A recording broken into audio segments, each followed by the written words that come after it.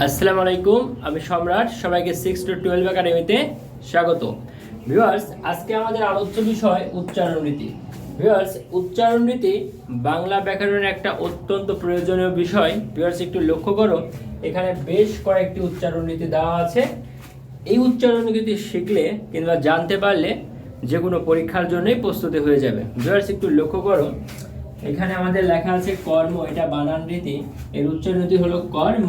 Viewers, কর্ম বানানে এখানে rape আছে, তাই কর্ম, রেপ থাকলে র উচ্চারণ আসে। ভিউয়ার্স, আর কর্ম, কর্ম, কর থেমে গেছি তাই হসন্ত, এই চিহ্ন দিকে বলা হয় হসন্ত। আর ময়কারে মো, কর্ম, এই হলো কর্ম। ভিউয়ার্স, পরে কি লক্ষ্য করো, কক্ষ, কক্ষ। ভিউয়ার্স, একটু লক্ষ্য করো, কক্ষ বানানে কক্ষ, কক্ষ, কোক থেমে গেছে তাই এই যে হসন্ত, আর ক্ষয়কারে খো, কক্ষ।